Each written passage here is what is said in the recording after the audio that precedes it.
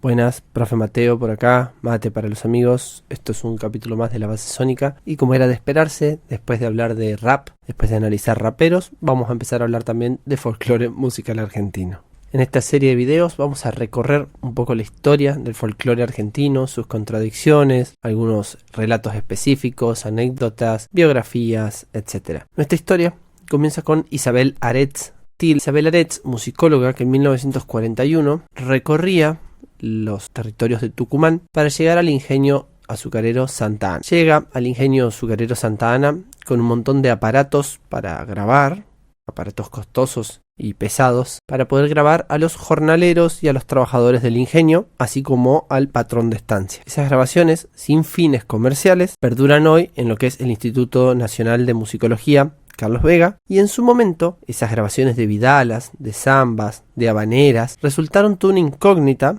para estas personas que eran grabadas, para estos jornaleros que no entendían bien para qué estaban siendo grabados.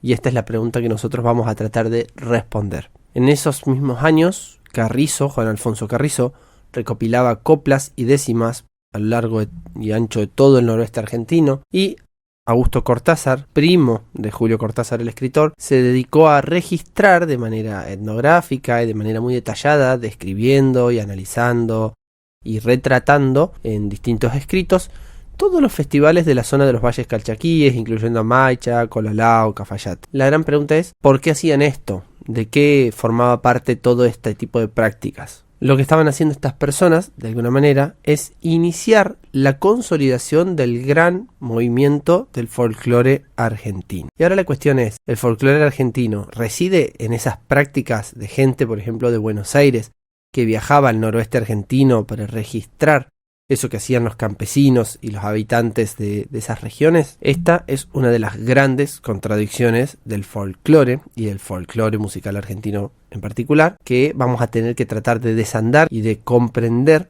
porque bueno, vamos a ir viendo a lo largo de la historia del folclore argentino lo compleja que es esta trama. No es para nada sencilla y no se trata solo de campesinos, gente del campo, etcétera, haciendo música, sino que es algo mucho más intrincado. Podemos ver en estos trabajos, en estas búsquedas de estos autores, de estos musicólogos de aquellos años, un intento por identificar al folclore y a la argentinidad, al sujeto del pueblo argentino, en ese noroeste argentino en particular. Y esto nos lleva a varias preguntas. ¿Por qué el noroeste argentino? ¿Por qué no otras regiones del país? ¿Por qué reside en ello la idea del sujeto folclórico, no?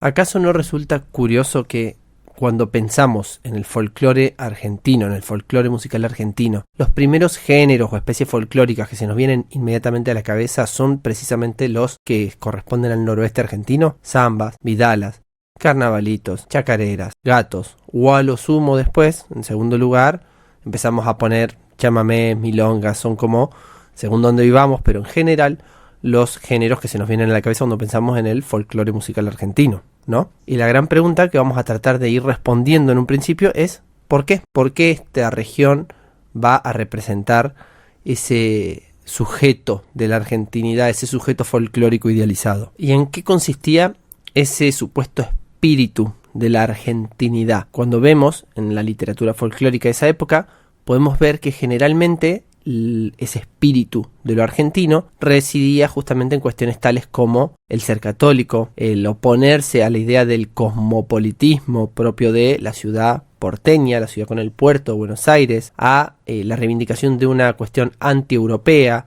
mucho más criolla, además de haber una crítica sistemática, bueno, a todo lo que tiene que ver con el laicismo, el socialismo, feminismo, anarquismo, el materialismo en un sentido de primar, digamos, los valores materiales por sobre lo espiritual. Bueno, todos estos condimentos van a aparecer de entrada en lo que es estos primeros tiempos del folclore musical argentino y en estos registros que hacen estas personas que les contaba. De esta manera, el gaucho del interior, el gaucho del norte, va a enarbolar fuertemente la idea de patria, Dios católico, familia, contra todos estos otros valores entendidos como lo foráneo, como lo extranjero, e incluso van a denunciar la pérdida de cierta espiritualidad y de ciertas características de lo que en otro momento era el gaucho pampeano, que ahora empiezan a acusar como mucho más agringado, mucho más europeizado, ¿bien? Los gauchos del norte,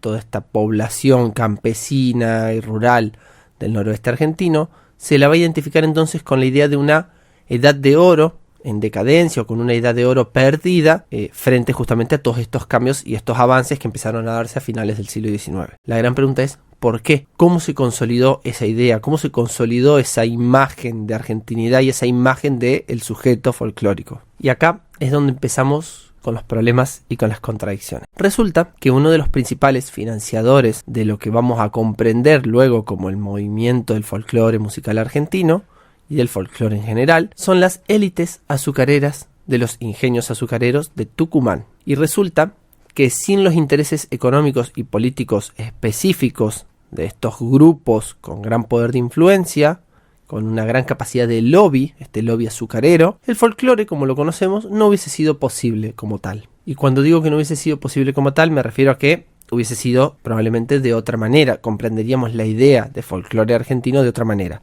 Sin embargo, lo comprendemos justamente de la manera en que lo comprendemos, tenemos esa idea de folclore que tenemos, y esto tiene que ver con la influencia de ciertas oligarquías provinciales desde finales del siglo XIX y principios del siglo XX. Y la pregunta es ¿por qué?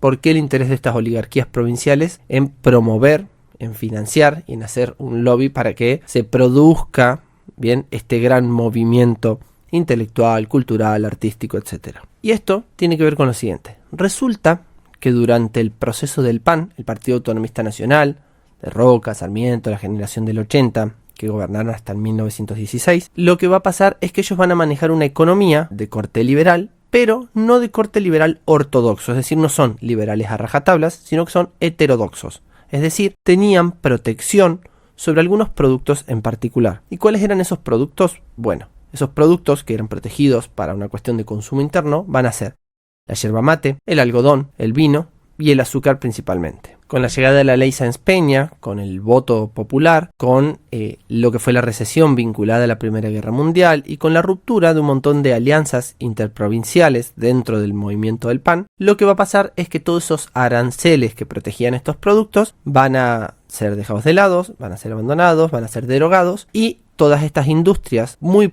particularmente provincializadas en Tucumán, en lo que sería, digamos, Corrientes, la zona del litoral, en Mendoza, bien, en Santiago del Estero, en Salta, van a quedar muy golpeadas. Entonces, estas élites provinciales, estas oligarquías provinciales, van a empezar a promover una idea de nacionalismo contra el avance, por ejemplo, del socialismo, del radicalismo, de estas ideas mucho más cosmopolitas, bien, todas estas ideas propias de la inmigración europea, sobre todo italiana, española, también rusos, etc. Y resulta que en Argentina, a principios del siglo XX, ya había todo un movimiento de personas, aunque minoritario, que estaban tratando de indexar, de catalogar, de ordenar todo en un corpus teórico serio, todas aquellas prácticas entendidas como propiamente folclóricas. Sin embargo, lo que va a cambiar es que con la influencia de estas oligarquías provinciales y con sus intereses económicos y políticos específicos, van a empezar a financiar todo este proyecto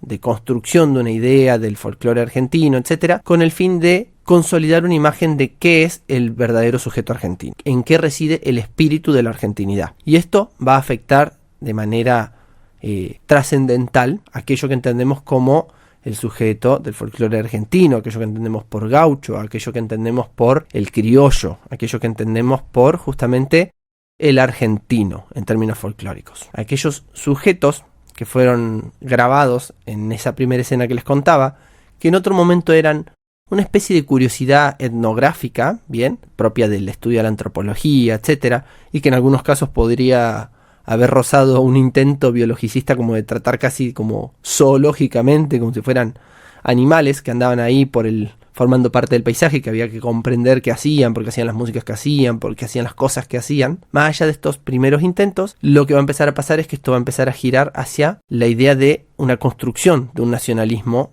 muy específico. Y de esta manera, los varones azucareros, encabezados por Ernesto Padilla, por ejemplo, van a financiar de manera sistemática y con mucho dinero, con mucha influencia, todo este movimiento de investigación para intentar torcer la idea de ese sujeto nacional.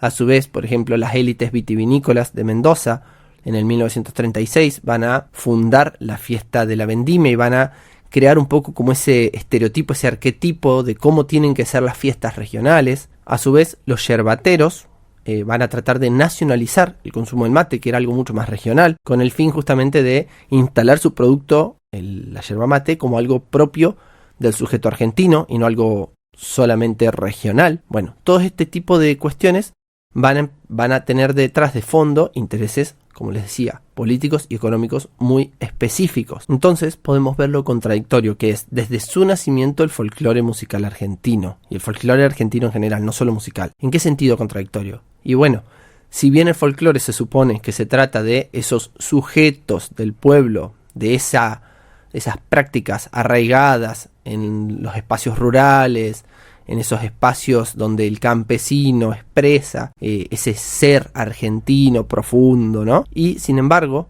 lo que va a pasar es que eso existe, pero la promoción de esa imagen, de esas prácticas, está en manos de oligarquías, terratenientes, criollas, pero también blancas, europeas, etcétera.